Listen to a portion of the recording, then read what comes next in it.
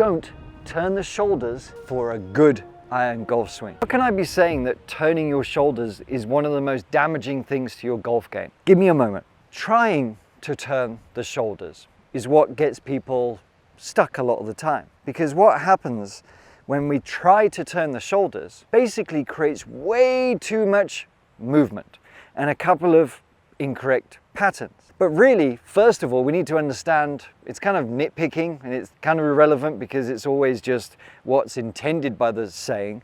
But when we think of turning the shoulders in the golf swing, we think of this, okay? Sort of rotating that way, our back facing the target a little bit more. But the shoulders don't rotate, you know, the shoulders only sort of move this way, they go up and down, they go this way. They don't really rotate out of their sockets. So that's like picking a little bit, but let's just put that to the side. But let's say you want to turn the shoulders and you think you need to make a big turn. Let's say you want to focus on turning. I'm just going to keep using that term. So then you think, okay, I want to make a turn moving my left shoulder over here. And when we do that, more often than not, what happens is this shoulder moves way too much over here, causing a couple of things. One, it kind of leads to a bit of a sway, which with a driver you can get away with a little bit. So if you're someone that hits drivers better or off the tee better than you do your irons, this might be one of the reasons. But if I move off the ball too much and I'm trying to move this left shoulder behind or turn it, I end up being stuck back here a little bit too much on the backswing, which is going to make it harder to make my way back consistently, and that's where that kind of over the top look comes from. The other thing that happens when we move the left shoulder, or lead shoulder rather, when we try and turn it, okay, we turn it, we end up kind of being a bit too flat, as it were, because we kind of just sway off the ball. We go this way, all right? Both are going to create some compensations. So you think, okay, I don't want to turn the left shoulder.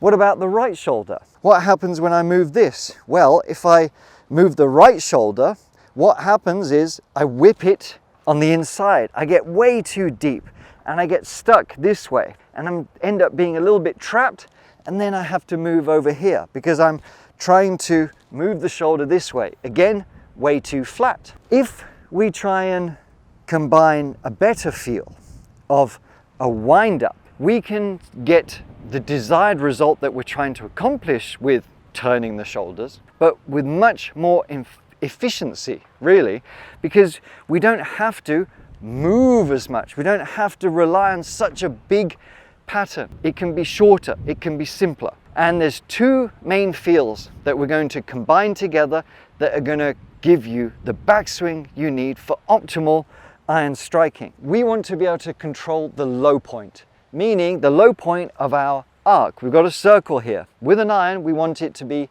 just after the ball. If we are, when people turn, we end up too far this way and we dump it here, or there's momentum and we move too much that way. We're getting too steep on it. So we want to stay centered. That's one of the keys to having a reliable low point. So the low point is just after the ball. So here's what we are going to do instead. Wind up is the first feel I want you to have. The wind up starts from the ground, but in essence, it's this spiral factor. And you know, the spiral swing has been talked a lot by Pete Cowan over the years, and tons of golfers have talked about it a long, long time ago. Golfers from 100 odd years ago talked about this spiral action, this wind up, this twisting. It's not about turning, it's about winding up.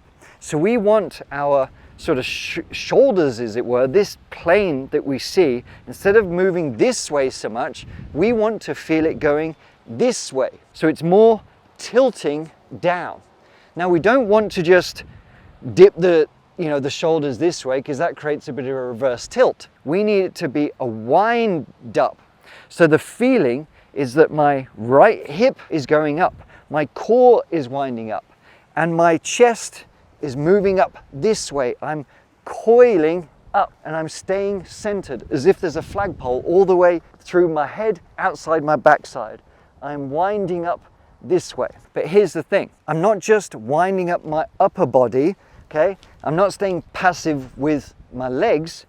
I'm applying pressure into the ground, into my thighs, and it's like an expansion. I'm feeling this movement. It's like down and up at the same time. I'm applying pressure into my foot, but winding up. And here's the extra little piece. Once we've got that pressure loaded, we are wound up. People say in my other videos where I'm saying don't turn, well, your shoulders are still turning. They might look like they're normal, but that's the point.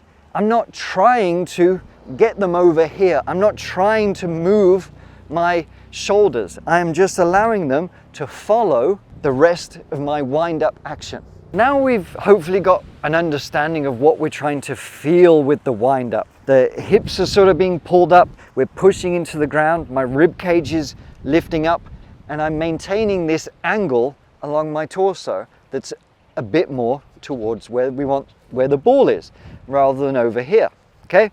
And it's not a long swing, it's just a few inches. That's almost how it feels, just a few inches. But we have to be wary of something. And that something is, what are the arms doing? Because if I did what a lot of you think you need to do, which is stay connected, okay, like got to keep those arms connected to the body.